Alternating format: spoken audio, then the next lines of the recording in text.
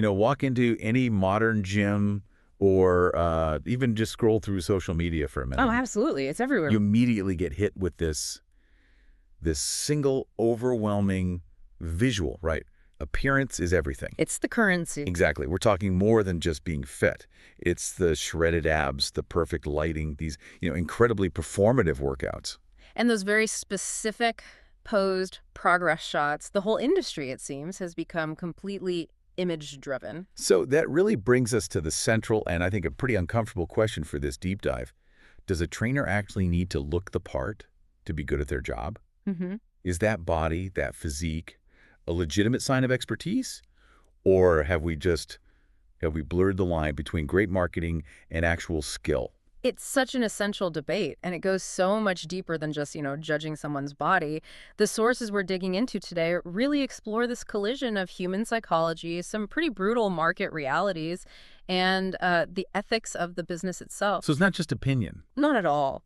This is about understanding how our own biases, which are incredibly powerful, just slam right into industry incentives in a world where competence. Well, competence should be the number one thing. And what's really fascinating here is just the sheer speed of it. The judgment. A human judgment, yeah. I mean, we are biologically wired for these instant assessments. You meet someone, and within milliseconds, you're subconsciously deciding if they're credible. Right. So in a fitness context, a client looks at a coach, and they're running this quick mental checklist, can this person get me results? Do they practice what they preach? Exactly. Is their success visible right there, and can I get that too? And the fit body is just the quickest, most powerful, silent answer to all of those questions. It really does function as the ultimate visual resume. That's a great way to put it. The sources we looked at really highlighted this key psychological truth.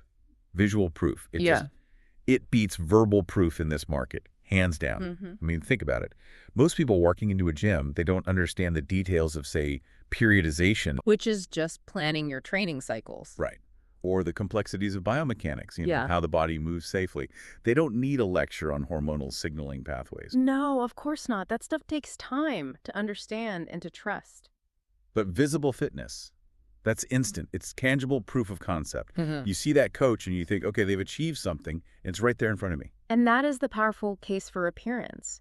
We can't just ignore that reality. Clients are looking for alignment. There's this almost reflexive assumption that if a trainer can't apply their knowledge to their own body, well, how are they possibly going to apply it to a client who's busy and complicated? It's a fair question from their perspective. It is. And beyond just competence, there's the motivation factor.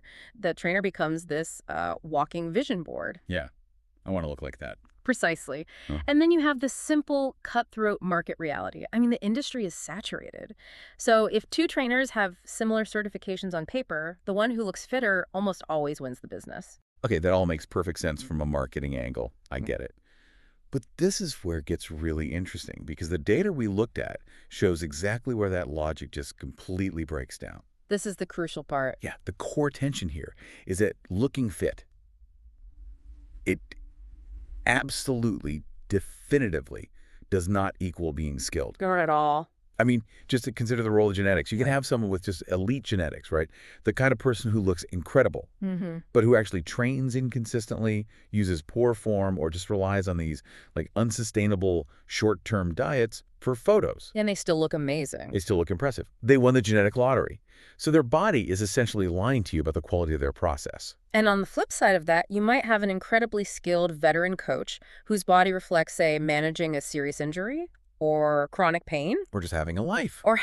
Yeah. And prioritizing their clients and family over being in the gym 15 hours a week to look a certain way. Their body might look ordinary, but their knowledge is priceless. Right.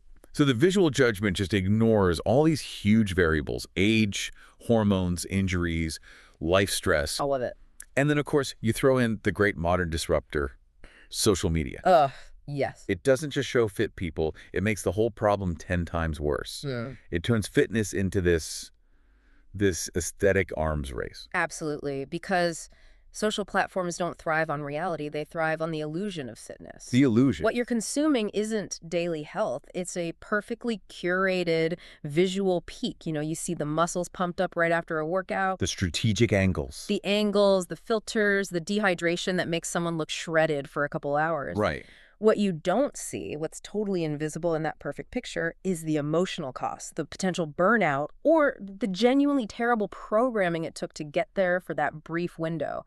The platform rewards the extreme, not the sustainable.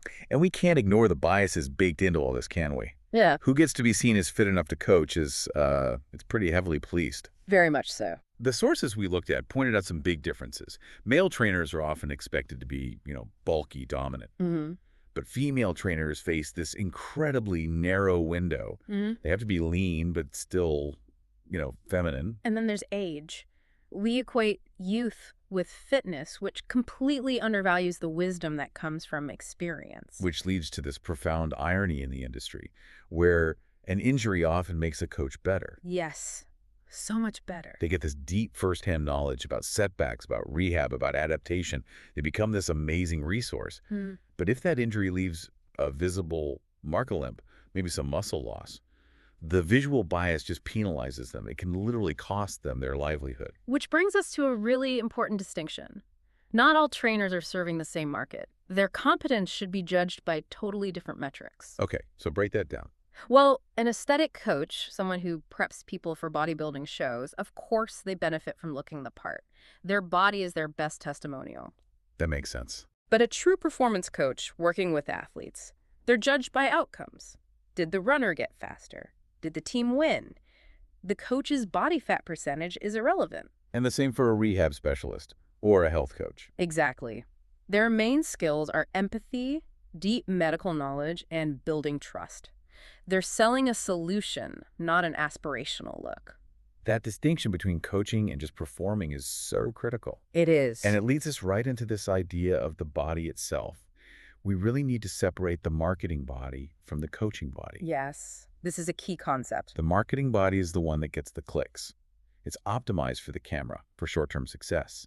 It often prioritizes the pump over things like, long-term joint health or hormonal balance. Whereas the coaching body is built for the long game. It prioritizes things like good movement quality, sustainable energy, and just feeling good over years and years. It might look perfectly healthy, maybe even just ordinary by social media standards. Right. It's built to function better over time, not just look amazing for one photo. And that raises some really serious ethical questions, doesn't it?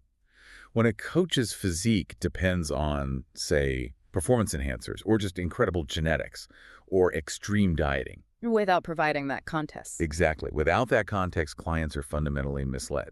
I mean, in what other profession is someone's personal body treated like a public contract that guarantees their competence? That is a profound point, and you see the consequences everywhere. The algorithms have created these completely distorted incentives. Hmm. A thoughtful, educational post about, say, proper deadlift form, that post will almost never get the engagement of a six-pack selfie. Never.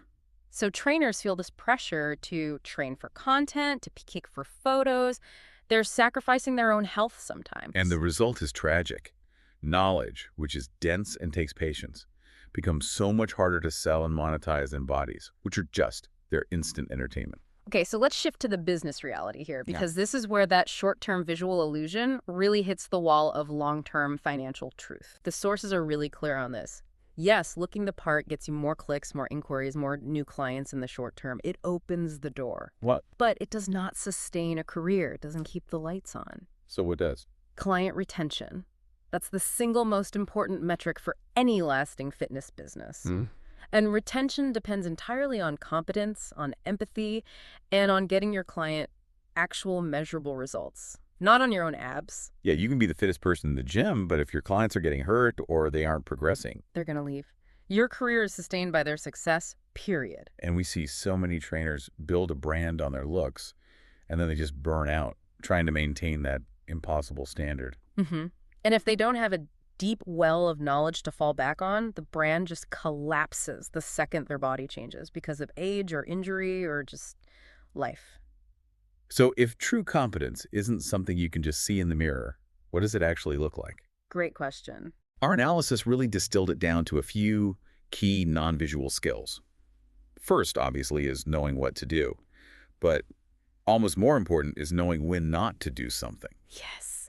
The wisdom to pull back, to reduce intensity, to prevent an injury before it happens. That's also the soft skills, the adaptability, the ability to change a program on the fly because your client's life just threw them a curveball. A new job, they got sick, travel. All of it. It's about communication, building trust, and just showing up consistently for years. That's what anchors a real career. So when everyone, clients and coaches included, confuses the image, which is temporary, with the ability, which compounds over time, it just leads to disappointment and distrust. The client feels totally misled. They bought the body, but they didn't get the process that would actually help them. Which means that we as clients actually have a huge role in shaping this market. How so? Well, if pure aesthetics is what always gets the business, then that's what the industry will sell. But if clients start asking better, deeper questions... Questions about client outcomes, about coaching methods. Exactly. About adaptability, about long-term success. Then the industry standard will have to shift away from just visual spectacle and toward actual measurable skill. That's a powerful idea. So as you're out there looking for a coach, maybe use this as a framework. When you look at a potential trainer, ask yourself this really fundamental question. Am I buying inspiration or guidance? A body or a process? Am I buying a body or a sustainable process? And the answer to that, I think, tells you everything you need to know about what you're investing in. To kind of summarize the whole tension here, looking the part, it absolutely opens doors. There's no denying it. But it does not keep those doors open over time. Right. Bodies change. They're subject to time, to genetics, to life. But real knowledge, real coaching competence, that compounds. It grows exponentially over a career. So we want to leave you with a final thought to mull over. Consider the intense internal conflict that good, dedicated trainers must face every single day.